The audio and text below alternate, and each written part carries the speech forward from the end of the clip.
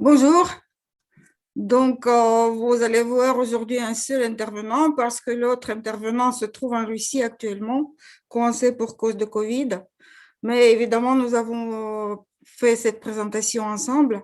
Et cette présentation, en fait, a été élaborée, le sujet a été élaboré dans le cadre d'un projet beaucoup plus vaste qui concerne l'histoire du deuxième voyage de Pierre le Grand en Europe. Donc, je vais tout de suite commencer. Je vais essayer de lancer la présentation.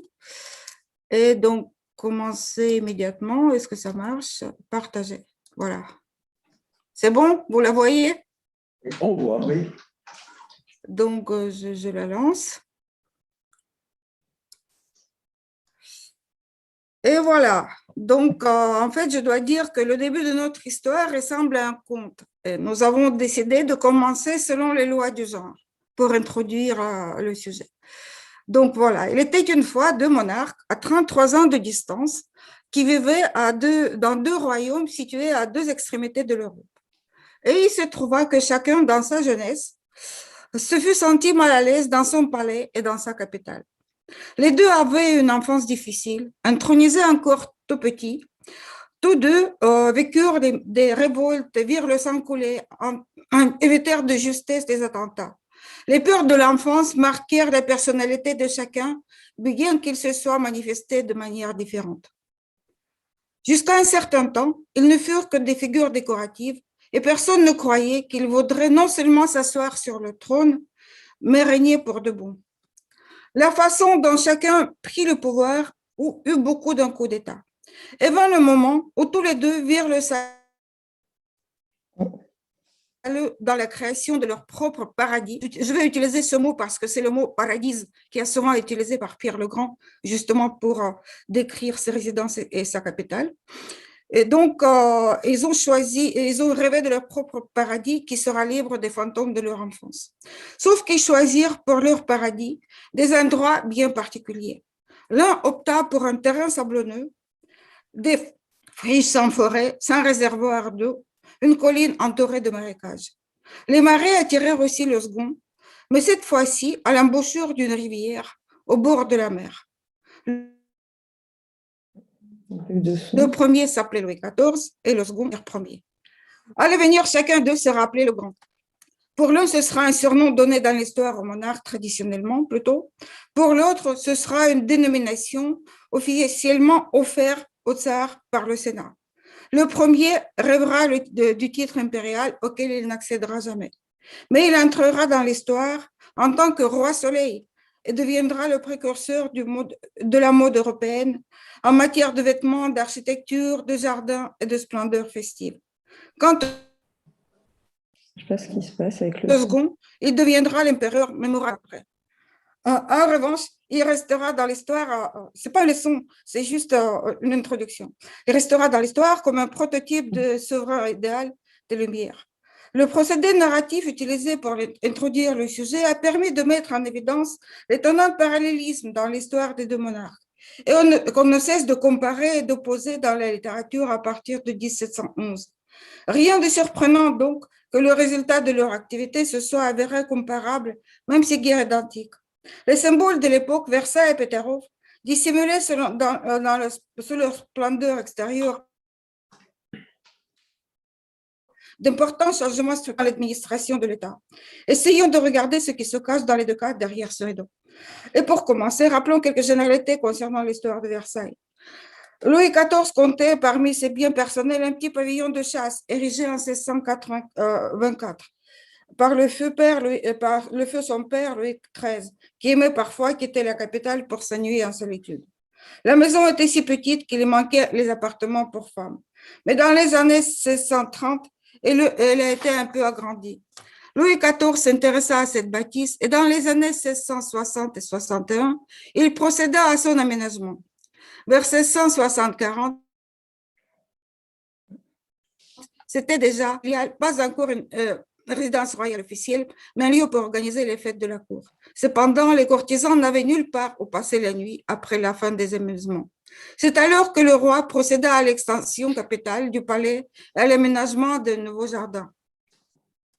La visite du jeune Louis XIV Avant le vicomte, en 1661, il joua un rôle décisif.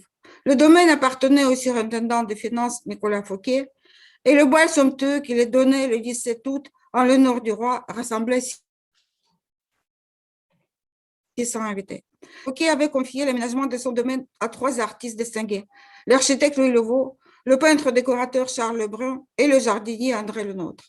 Ensemble, ils ont créé sur 33 hectares un magnifique domaine avec un jardin sublime qui était le premier jardin de style régulier français. Et Louis XIV se sentit offensé et finalement, il n'a pas pu arrêter Fouquet sur place parce qu'il s'est senti offensé par la splendeur de cette fête et par sa richesse et par son hospitalité. Et donc, le 5 septembre 61 en Nantes, où le roi a amené Fouquet avec lui, que le dignitaire était arrêté par le lieutenant des mousquetaires royaux pour passer le restant de sa vie en prison. Quant à Louis XIV, il a récupéré les 3 artistes de Vaux-le-Vicomte en leur associant le 4e, Étienne Le Hongre, le sculpteur. Et ensemble, ils ont créé sur un terrain de 800 hectares ce que nous connaissons aujourd'hui comme Versailles, le palais et le parc. Suite à quoi, donc, les anciennes résidences royales, le Louvre, le Tuileries, le Palais Royal, sont devenus déserts. En 20 ans, le château de Versailles a atteint une dimension fantastique. Une telle envergure sans précédent a trouvé son explication en 782.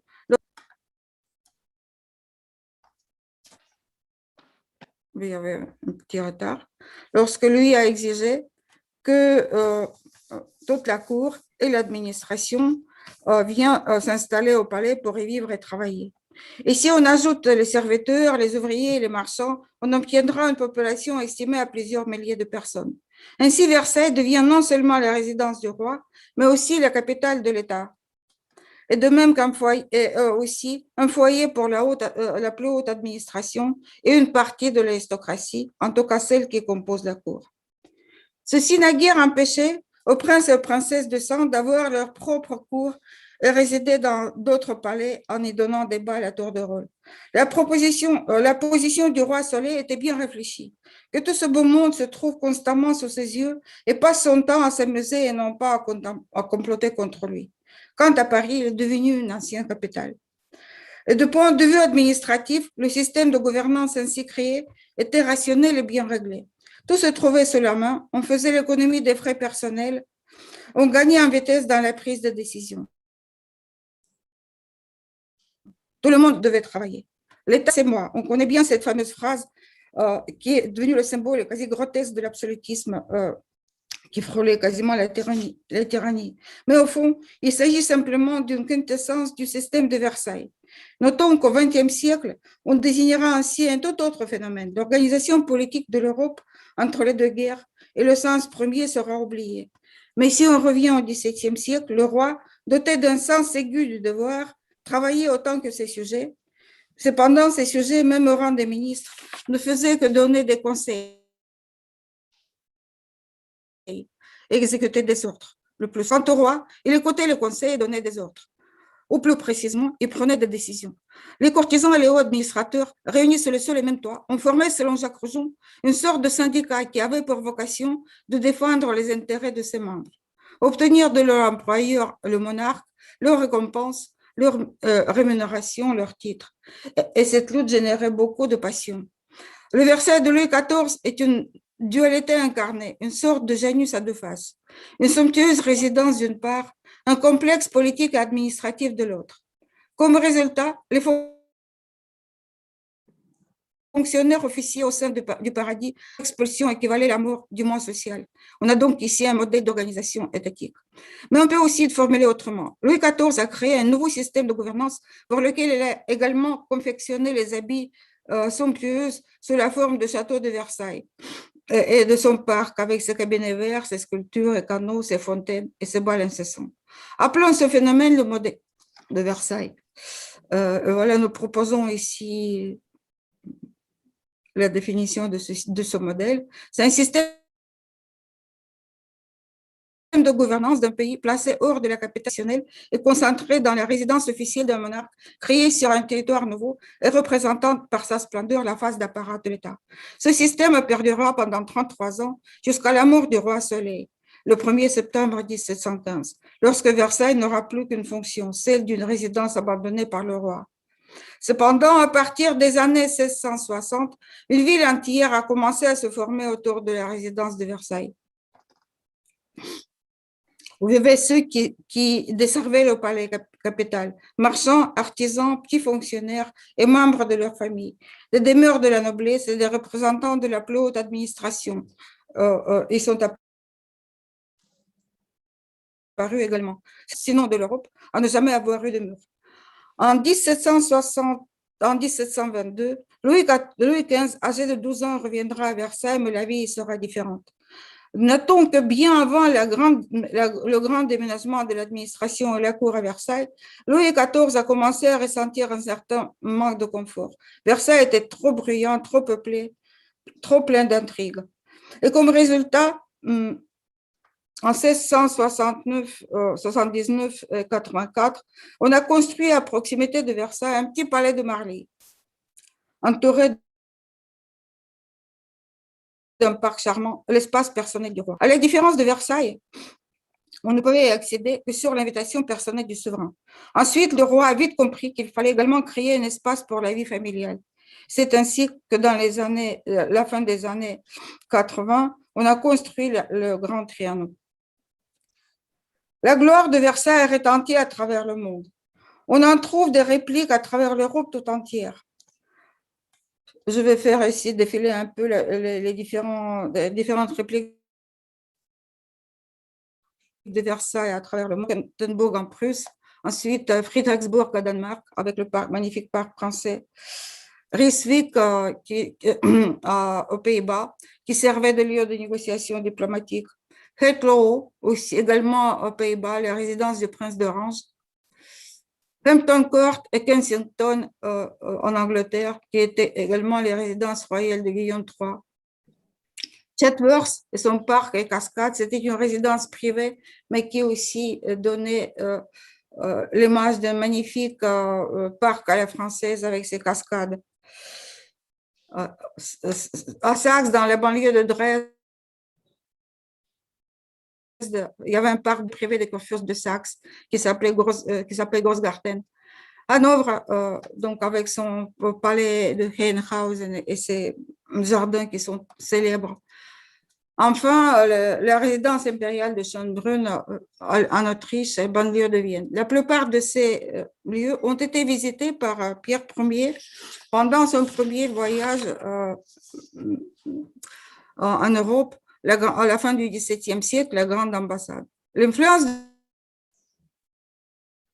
de Versailles a débordé même les limites de l'Europe. En 216, nous avons fait un voyage à Thaïlande et nous avons découvert dans la province de la Puri les restes d'un jardin français du XVIIe siècle, qui est d'ailleurs assez bien conservé, avec des cabinets verts et la planification régulière, avec des ruines du palais royal, qui était un mélange de différents styles, khmer, siam et ouest-européen. Et donc, les 3 pavillons qui étaient restaurés de ce palais, c'était le musée historique local où on a trouvé le plan de ce palais et l'explication que ce palais a été construit avec la participation très active des ingénieurs militaires français et italiens. Un architecte français a également participé. Le palais a été décoré de miroirs venus de France. Et donc, on sent très fort. Donc, cette influence était très forte à l'époque. On peut dire donc que Louis XIV a réussi son pari au-delà de toutes les attentes. Maintenant, on peut voir qu'en est-il de Pierre Ier, qui est tout jeune à hériter du trône moscovite. Pareillement à Louis XIV, c'est à l'âge de 22 ans que Pierre Ier a décidé de conquérir un morceau du territoire de l'Empire ottoman pour construire par la suite sur ce terrain nouveau pour les Russes son propre paradis. Cependant, les conquêtes au nord ont tardé à venir et la signature du traité de Karlowitz en janvier 1699 a mis le frein aux opérations militaires dans cette région. Mais l'idée n'a pas disparu. En 1700, Pierre Ier s'est engagé dans la guerre du Nord qui a débuté pour lui par la défaite cuisante à Narva. Cependant, déjà en 1702, il a conquis au nord un territoire très marécageux où il a décidé d'aménager son paradis sur le Neva. Cependant, Pierre Ier a commencé par construire non pas un palais, mais en mai 1703, et suivi d'un port et d'une ville. En revanche, l'idée de fonder une résidence royale à cet endroit fut exprimée par le boyard très proche du tsar, qui s'appelait Fedor Golovin, quelques jours seulement avant la fondation de la nouvelle capitale. Mais la première habitation du tsar, c'était quand même une petite maison en bois qui existe toujours, vous la voyez ici. Elle est couverte de carapace et elle est aujourd'hui un musée qu'on peut visiter. Quant au palais, la charge de le construire pour en faire un palais de résidence officielle a été confiée à Alexandre Menchikov, qui était le fidèle lieutenant de Pierre Ier. Et donc, c'est là-bas que Pierre Ier a organisé ses assemblées, ses rencontres, ses bals et ses réunions. En revanche, on procédera quasi immédiatement à la construction du port, puis du jardin de thé, et en novembre 1704, de l'Amirauté. Un site très important. On a lancé tout de suite la construction du premier programme de la flotte baltique. Si Louis XIV a mis plus de 20 ans à transformer le petit pavillon de chasse de son père en un centre de gouvernance innovant, Pierre Ier y a abouti 10 ans après la fondation de Saint-Pétersbourg. À partir de 1712, il a obligé sa parentèle, mais aussi l'aristocratie, les fonctionnaires, les artisans, les marchands à y déménager. Et en fin de compte, en organisant son propre système de gouvernance, Pierre Ier suivait le principe très proche de celui appliqué par Louis XIV. Le monarque qui travaillait autant que ses sujets en constituait le pivot, les artisans le pivot central, car c'est lui qui prenait les décisions. Le corps diplomatique n'a pas tardé à vivre. Il a déménagé à Saint-Pétersbourg progressivement. Et ensuite, lors de la réforme administrative de la fin des années 1710, la nouvelle administration de l'État, qu'on appelait à l'époque les collèges, ont été installés à Saint-Pétersbourg. Et comme Versailles, la ville nouvelle n'avait pas de mur. Cependant, Pierre Ier rêvait de transformer la Russie en empire. L'idée formulée à l'évidence par le même Fedor Golovin avait commencé à prendre corps après le retour du tsar de la grande ambassade.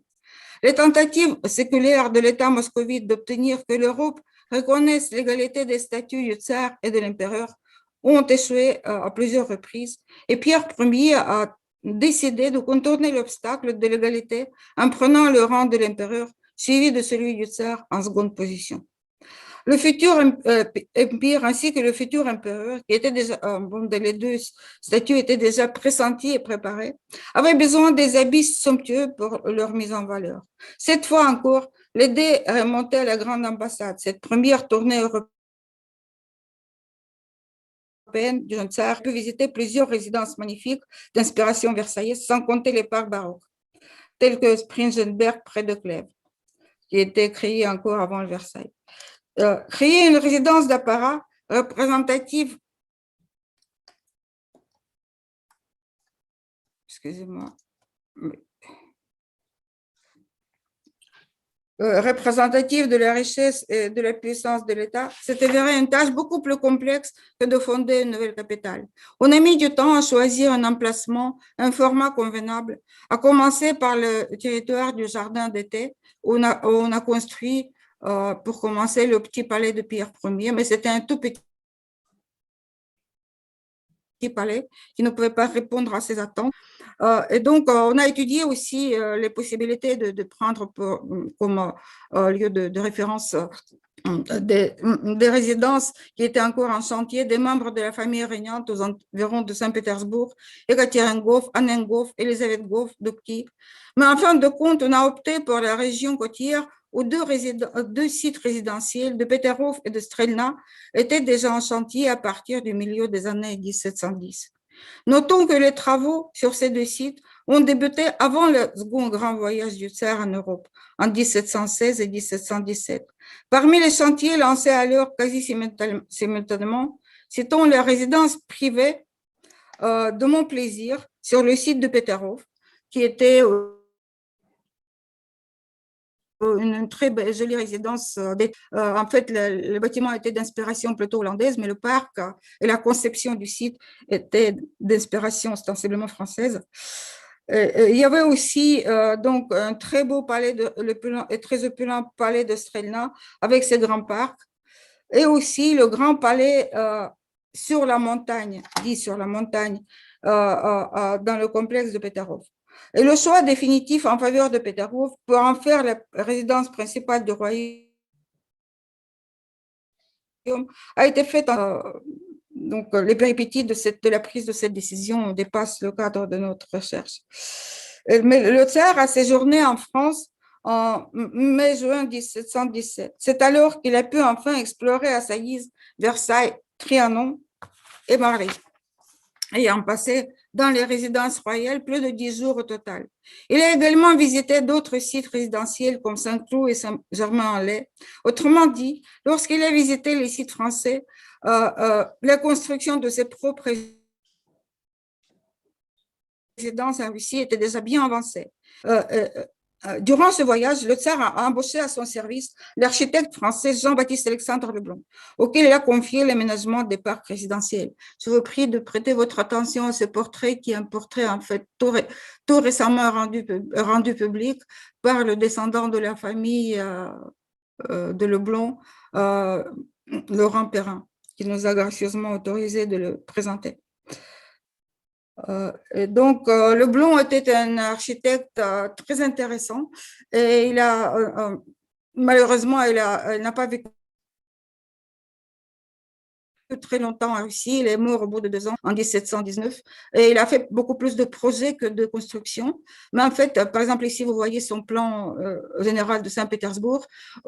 C'est un plan idéal qui n'a jamais été réalisé, mais on voit au milieu ici un palais, une résidence à la française avec un parc pour accueillir le tsar avec sa cour, mais et aussi entouré des fortifications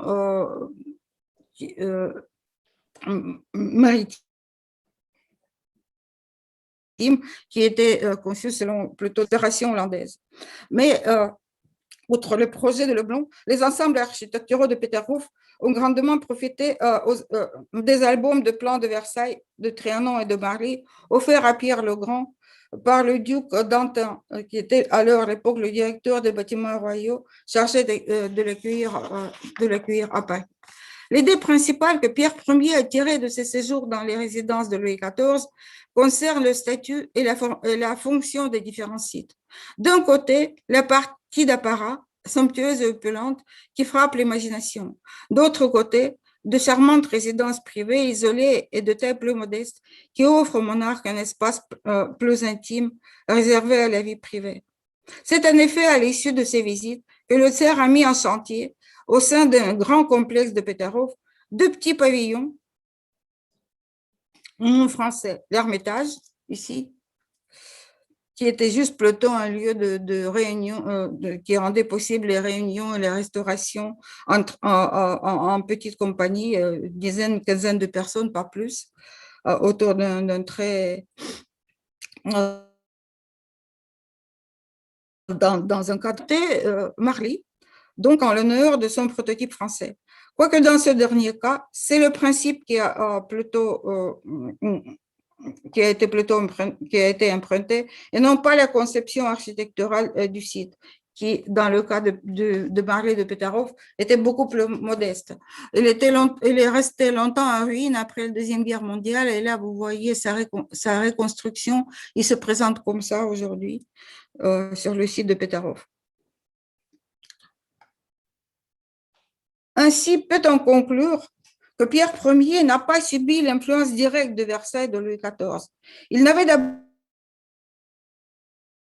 Il l'avait d'abord connu à travers série Europe, ensuite à travers la médiation de Leblond et des albums de l'Apôtre, enfin à travers une expérience plus tardive. Il existe cependant des lois de parallélisme.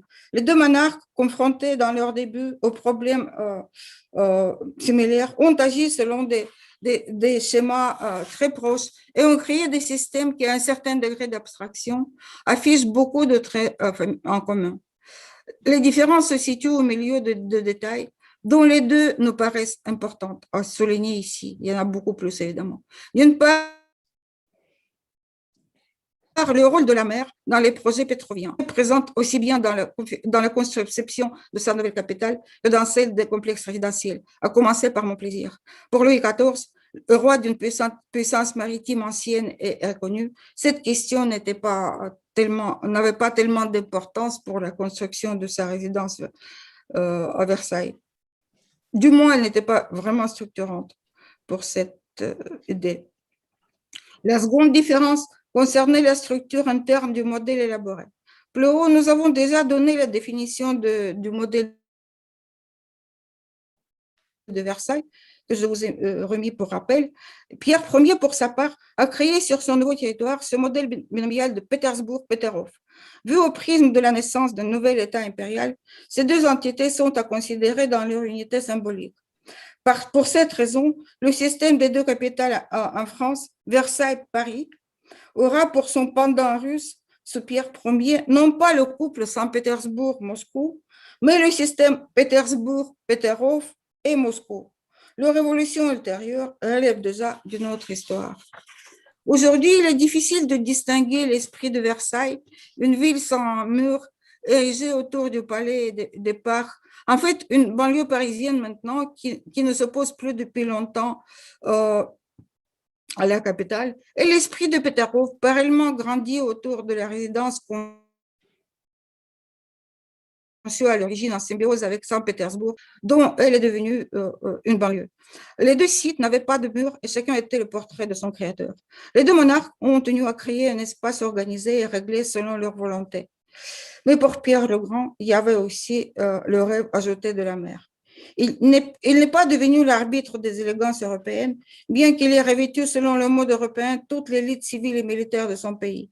En revanche, le tsar russe est à l'origine du mythe d'un souverain idéal de l'époque de Lumière, tout à fait comparable dans l'histoire de la culture européenne avec le mythe de Versailles, qu'il a également fait sien. Je vous remercie.